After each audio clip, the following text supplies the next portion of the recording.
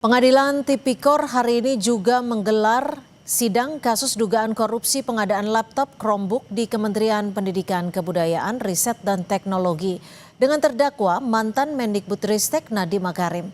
Sidang digelar dengan pemeriksaan saksi dari Jaksa Penuntut Umum. 7 saksi yang dihadirkan merupakan mantan tenaga ahli, staf khusus hingga mantan dirjen di Kementerian Pendidikan Kebudayaan, Riset dan Teknologi. Saksi dihadirkan jaksa untuk memberikan keterangan terkait proses pengadaan laptop Chromebook pada tahun anggaran 2020-2021 yang saat itu berada di bawah tanggung jawab Menteri Pendidikan Nadiem Makarim.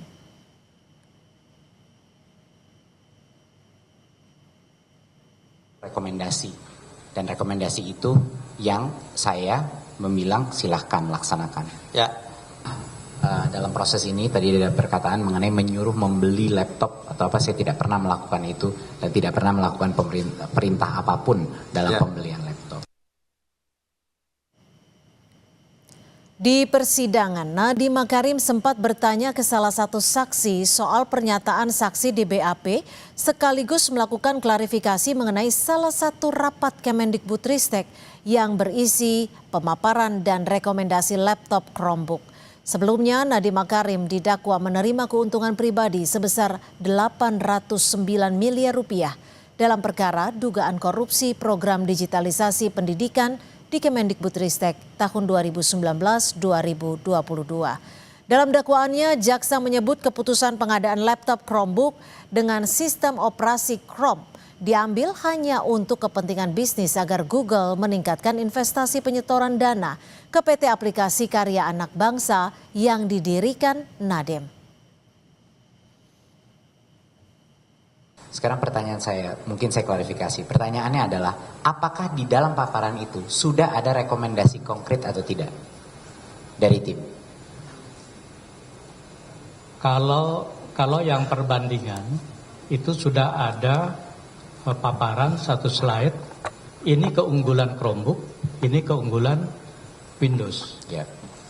Jadi seperti itu. Dan yang lebih banyak keunggulannya yang mana, Pak? Keunggulannya Chrome OS. Saudara, untuk mengetahui perkembangan sidang dengan terdakwa mantan Mendikbudristek Nadiem Makarim, kita bergabung dengan jurnalis Kompas TV Fedriska Ananda dan juru kamera Denny Yosua. Rizka, apa saja fakta di persidangan yang terungkap dalam persidangan hari ini, Rizka?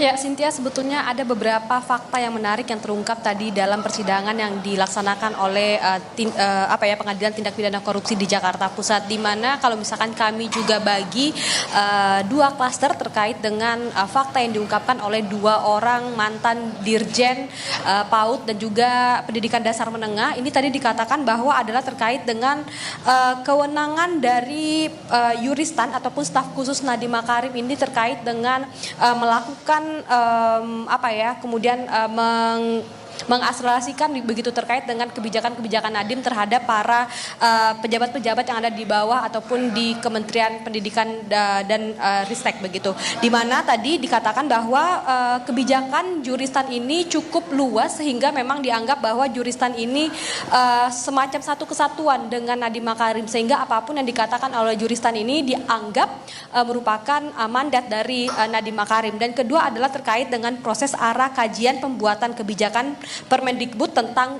Chromebook ini. Bagaimana kemudian peran Juristan ini dalam setiap rapat-rapat yang dilakukan oleh Kementerian Pendidikan Kebudayaan dan Ristek ini untuk kemudian pengadaan digitalisasi pendidikan untuk di beberapa wilayah. Karena memang untuk terkait dengan keterangan yang disampaikan oleh mantan Dirjen PAUD Dasmen Jumeri yang mengatakan bahwa kewenangan luas Juristan ini kemudian mengatakan seluruh kebijakan yang diterbitkan oleh kementerian datang dari Nadiem selaku menteri bersama dengan dua staf khususnya yakni Juristan dan Fiona Handayani serta satu orang konsultan teknologi yakni Ibrahim Arif, sehingga memang untuk pejabat eselon 1 hingga eselon 2 ini tidak terlalu banyak dilibatkan ketika dalam membuat kebijakan terkait dengan pengadaan Chromebook. Ini adalah tadi pernyataan dari mantan Dirjen PAUD PAUD Dasmen Jumeri. Nah, kemudian untuk selanjutnya mantan PLT Dirjen PAUD Dikdasmen tahun 2020 Hamid Muhammad mengatakan tentang kebijakan Permendikbud tentang KROM ini tidak sesuai dengan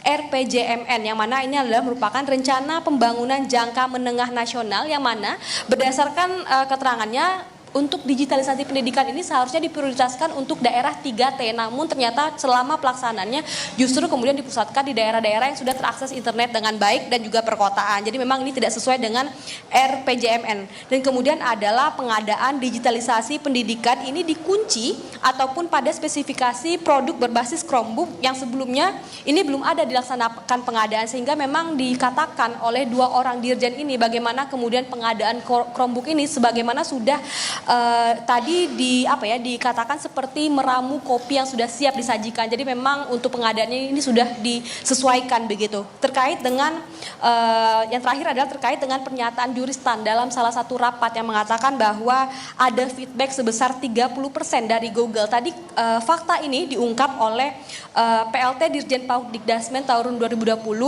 Hamid Muhammad. Jadi memang hingga saat ini dari dua dari 7 saksi sudah dilakukan pemeriksaan, sehingga memang masih ada sekitar 5 orang saksi lagi yang akan menjalani pemeriksaan yang masih berlangsung hingga saat ini di Pengadilan Tindak Pidana Korupsi Jakarta Pusat.